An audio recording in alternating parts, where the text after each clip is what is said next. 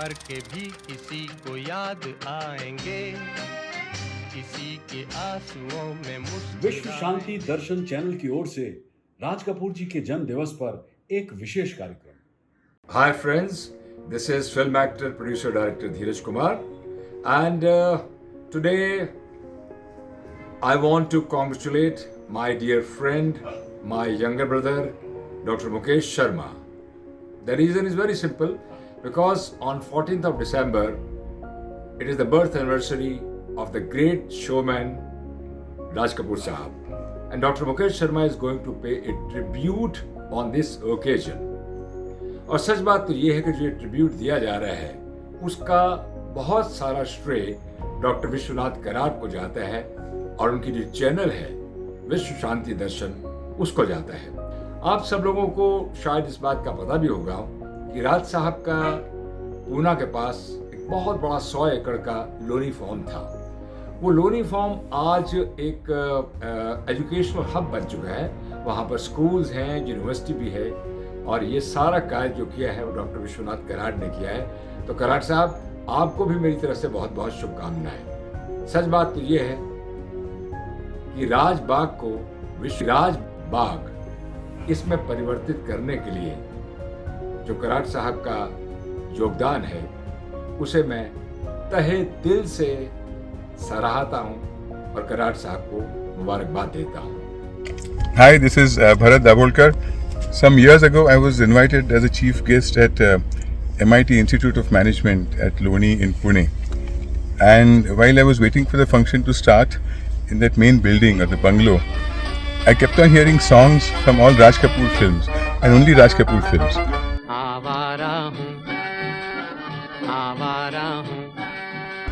So when I inquired with them why that was so, they explained to me that this Loni, where the institute is, was actually the farmhouse of the legendary Raj Kapoor.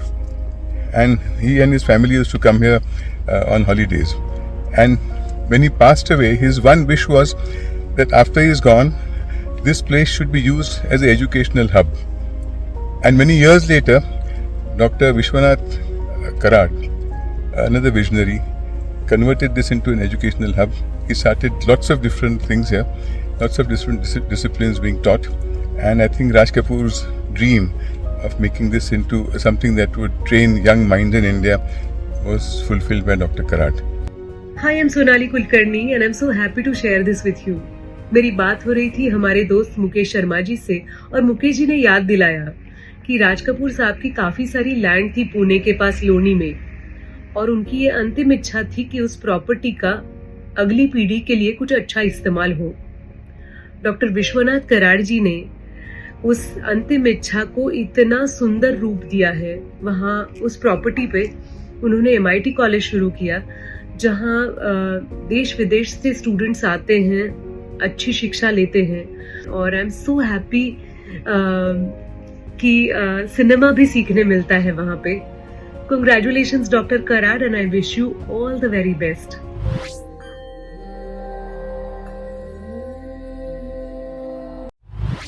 विश्व शांति दर्शन की ओर से आप सभी को मेरा प्रणाम। Channel के जनक हैं विश्व शांति के उपासक विश्वधर्मी प्रोफेसर डॉक्टर विश्वनाथ कराड। 14 दिसंबर की तारीख भारतीय फिल्म इतिहास के कैलेंडर में एक बड़ा ही महत्वपूर्ण दिन है।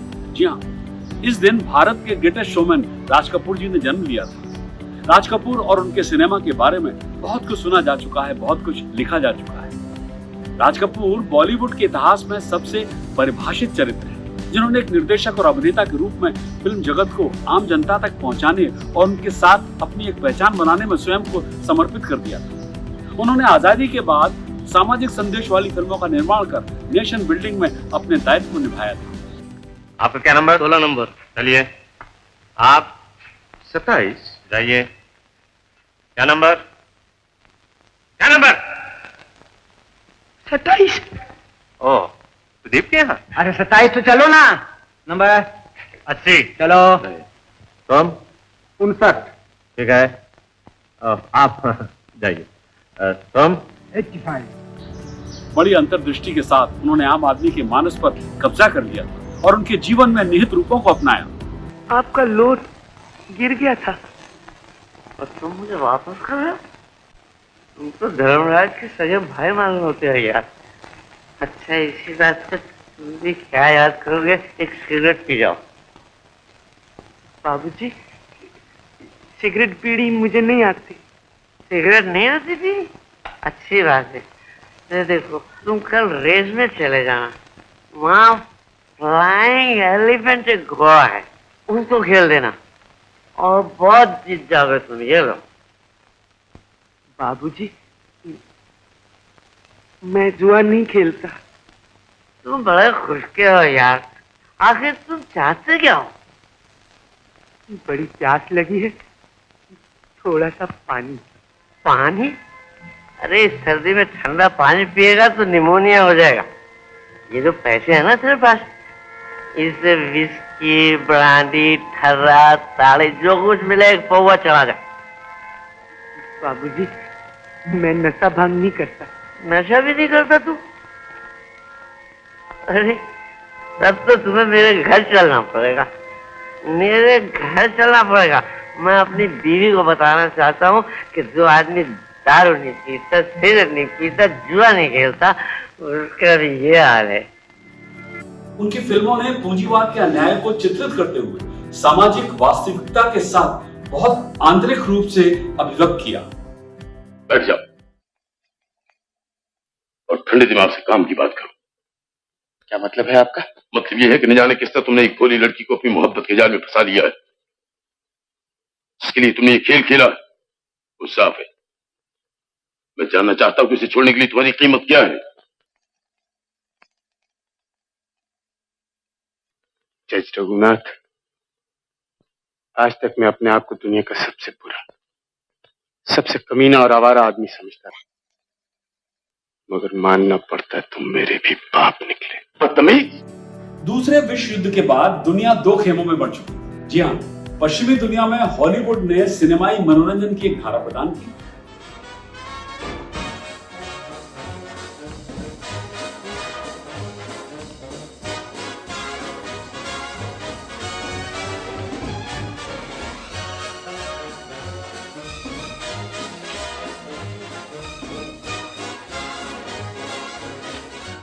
कम्युनिस्ट दुनिया में बॉलीवुड ने यह सेवा प्रदान की और यही वजह है कि उस दौर में राज कपूर की सामाजिक विषयों से संबंधित फिल्मों ने कम्युनिस्ट रशिया में तहलका मचा दिया। हर रूसी राज कपूर का आर्डेंट फैन था। 1954 में जब वो पहली बार मॉस्को एयरपोर्ट पर बिना वीजा के उतरे तो आप माने या ना माने, सोवियत अधिकारियों ने उन्हें बिना किसी प्रॉब्लम के अंदर आने की इजाजत दी। एयरपोर्ट से बाहर निकलने के बाद और कुछ देर इंतजार करके वे एक टैक्सी में सवार हो गए। अचानक उन्होंने देखा कि टैक्सी आगे नहीं बढ़ रही बल्कि ऊपर उठ रही है। कारण राज कपूर के रूसी फैंस ने उनकी टैक्सी को अपने कंधों पर उठा लिया था। ऐसा था राज कपूर का stardom. Дорогие друзья, товарищи, let me wish you all a very happy and a prosperous new year. I опятуя от вас, и с любовью приветствую всех. मगर स्टारडम के अलावा राज कपूर का एक और पहलू था जो कम लोग ही जानते हैं। जैसा कि मैंने पहले भी आपको बताया कि राज कपूर ने अपनी फिल्मों में तो सामाजिक उत्थान की बात की, मगर असल जिंदगी में भी उन्होंने अपने दायित्व को निभाया।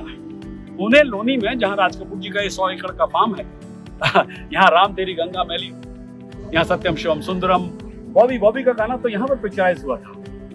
प्रेम रोग, काला पत्थर, ऐसी सफल फिल्मों ने शूटिंग की। उनकी अंतिम इच्छा थी कि उनके बाद लोनी फार्म या राजबाग को किसी एजुकेशनिस्ट को ही सौंपा जाए, जिससे राजबाग एक एजुकेशन इंस्टीट्यूशन में बदल सके, बड़ा एजुकेशन इंस्टीट्यूशन। और फिर कई लोग राज कपूर परिवार से मिले। उनमें से एक थे विश्वधर्मी प्रोफेसर डॉक्टर विश्वनाथ दा करार। I was invited for an international conference on peace in Tokyo, Japan. And I still remember that on that day while going to the airport in Bombay, I was traveling to the airport, but on the way I dropped down at the Chembur RK studio, film studio, where I could meet Rishi Kapoor ji and Ranbir Kapoor ji, Rajiv Kapoor. And I myself, I was accompanied by Mr. Hadke. And we went to their office, I still remember. कि ये बात होने लगी तो रणधीर कपूर से चर्चा होने लगी, तो मैंने ज़मीन लेने की बात करने के बगैर मैंने उनको पूछा कि रणधीर बाबू, ऋषि कपूर जी, अभी देखो करिश्मा का बड़ा लीजेंडरी फिगर, उनको क्या कमी है, तो भाई ज़मीन आप क्यों बेच रहे, ऐसा उल्टा पूछा है। सौदे की बात अलग, लेना देना अलग। तो रणधीर कपूर मुझे पूछा कि साहब आप ज़मीन लेने आए हैं या हमको उपदेश करने आए? हाँ, उपदेश करने आए। तो मैंने देखो बोला कि मैं तो एक एजुकेशन का टीचर हूँ, हम कोई बड़े व्यापारी नहीं, बिल्डर नहीं, लिकर का बिजनेस नहीं, लेकिन मेरे मन में ऐसे आता है कि ये ज़मीन आपकी जगह मैं होता तो कभी नहीं बेचता। तो रणधीर और ऋषि कपूर दोनों आश्चर्य में पड़ गए कि ये अलग आदमी है। तो बाद में जब चर्चा होने लगी लेने देने की, तो मैं बोला देखो भाई, मैं एक ऑर्डिनरी टीचर होने के नाते हम कोई अमीर नहीं, तो प्राइस के बारे में ज़रा हमको इत्मीनान से बताइए कि क्या प्राइस होगी इसकी, 100 एकड़ ज़मीन, वो भी पुणे में। तो रणधीर बाबू बोले, कराड़ साहब, उसने क्या किया, लेफ्ट को उसका ड्रॉवर था ऐसा, और ड्रॉवर में से एक कागज़ निकाला, वो साइंड चेक था, cross in the name of Kapoor family, और उस पर साइन किया है, नीचे क्रॉस किया है, सिर्फ अमाउंट लिखनी है। तो रणधीर ने वो कागज़ चेक मेरे हाथ में दिया और बोले, रणधीर बाबू, कराड़ साहब, देखो कि ये आदमी ऐसी पार्टी है मेरे सामने कि जो बोलते हैं, देखो रणधीर बाबू, इस पे अमाउंट जो लिखना है सो लिखो। हमने चेक दिया कोरा। तो मैंने फिर से प्रणाम किया। मैं बोला, ठीक है भाई साहब, आपके जीवन में तो इतना बड़ा है, लेकिन हमारे बारे में क्या? तो उसने बोला कि मेरी माँ कृष्णा कपूर का कहना है कि ये जो आदमी है वो संत ज्ञानेश्वर का भक्त है, ऐसे सुना है मैंने। हम तो मिले नहीं थे। तो संत ज्ञानेश्वर का भक्त है, तो ज़मीन यदि देनी हो तो इसको ही देनी है। और उसने ये भी बोला कि राज कपूर ने अपने विल में लिख के रखा है। क्या लिखा है विल में? कि ये सारी ज़मीन यदि कभी बेचनी हो तो सारी पांचों भाई, 3 भाई और 2 बहनें, मीना कपूर, रितु नंदा और तीनों भाई, तो यदि ये करना है तो उस पर कृष्णा कपूर की साइन होनी ही चाहिए।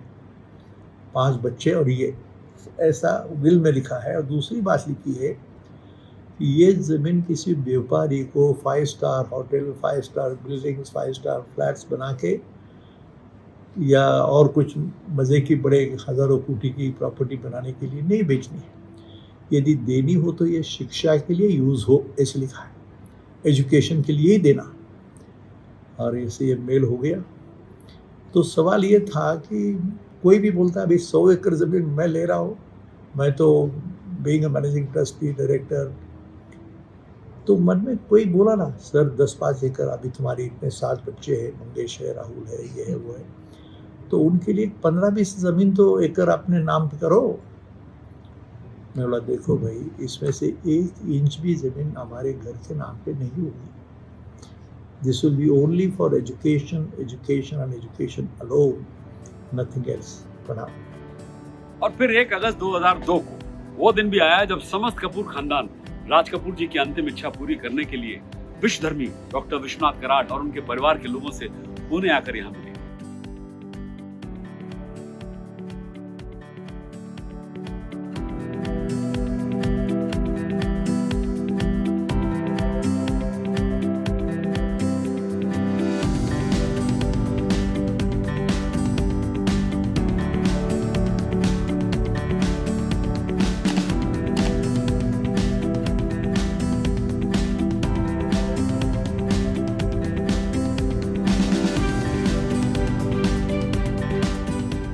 कि राज कपूर ने अपने विल में लिख के रखा है। क्या लिखा है विल में?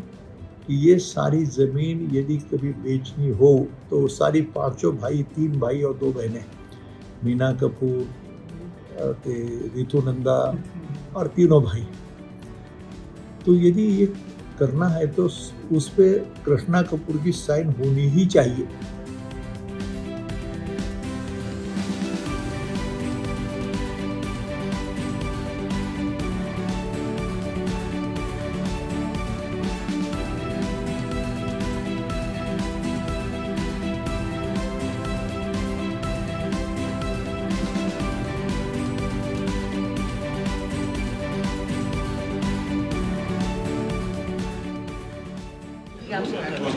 अब आगे कर बच्चों को सबका उनका ये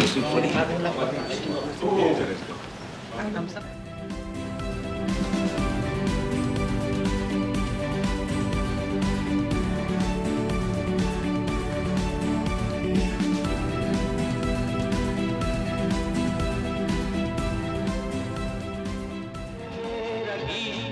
जीवन संगी कल भी कोई दोहराएगा, जग को हंसाने बहरूप दिया रूप बदल फिर आएगा। स्वर्ग यहीं नर्क यहाँ, इसके सिवा जाना कहाँ। जी चाहे जब हमको आवाज दो, हम हैं वहीं, हम थे जहाँ। राजबाग, जहां कितनी ही फिल्मों की शूटिंग हुई, कितने ही लोगों ने उस दौर में अपने सपने पूरे किए होंगे, मगर बदलते समय के साथ राजबाग भी करवट बदल रहा था। हाँ, उसे भी नए सपनों की तलाश थी, वो सपने जो शिक्षा के माध्यम से पूरे किए जा सकते थे। और राज कपूर के इन नए सपनों को साकार कर रहे थे विश्वधर्मी प्रोफेसर डॉक्टर विश्वनाथ दा कराड़।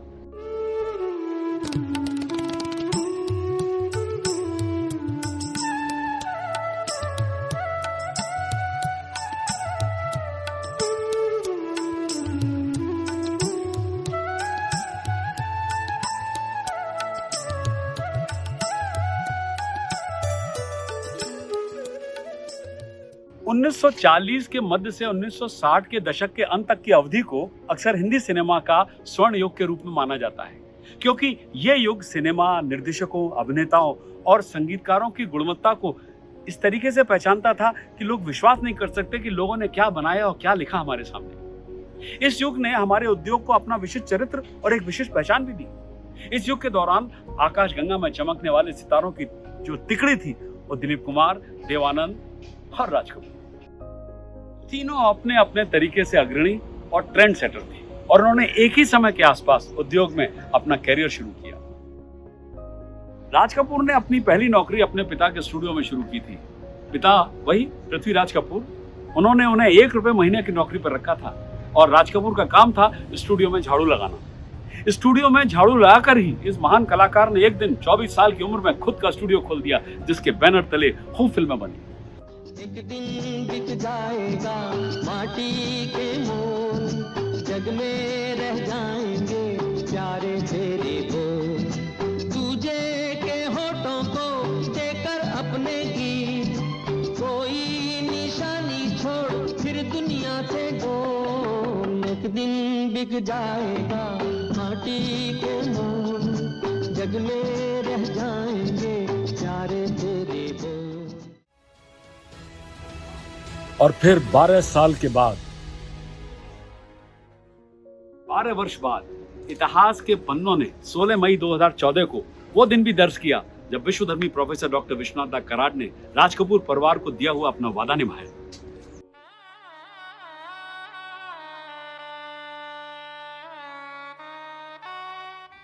MIT ग्रुप के लोगों के अथक परिश्रम से सबसे पहले राज कपूर मेमोरियल का जन्म हुआ। राज कपूर स्मारक MIT लोनी राजबाग परिसर में बनाया गया देश में अपनी तरह का एकमात्र संग्रहालय है, जो हर समय के रचनात्मक और भावुक अभिनेता स्वर्गीय श्री राज कपूर और उनके साथ के सिनेमा के पेशेवर लोगों का जश्न मनाता है।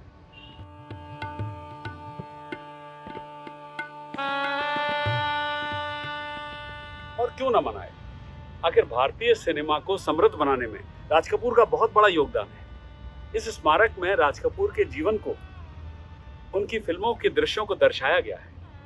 यहाँ सिर्फ राज कपूर ही नहीं, बल्कि अमिताभ बच्चन, राजेंद्र कुमार, वैजंती माला, नरगिस, शशि और शम्मी कपूर और कई अन्य लोगों की मूर्तियां भी यहाँ मौजूद हैं।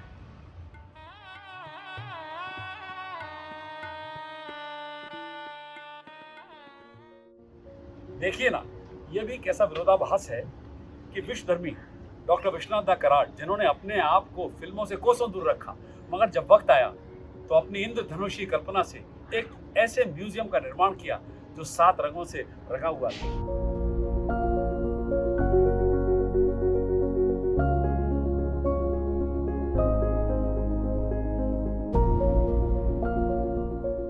यहाँ villains, yes, comedians, singers, hero, heroine, character artist, सभी के आदमकद स्टैच्यूज आपका स्वागत करते हैं। राज कपूर के बारे में कहा जाता है कि वे कभी बिस्तर पर नहीं सोते थे। वे जब भी किसी होटल में ठहरे थे तो भी जमीन पर ही सोते थे।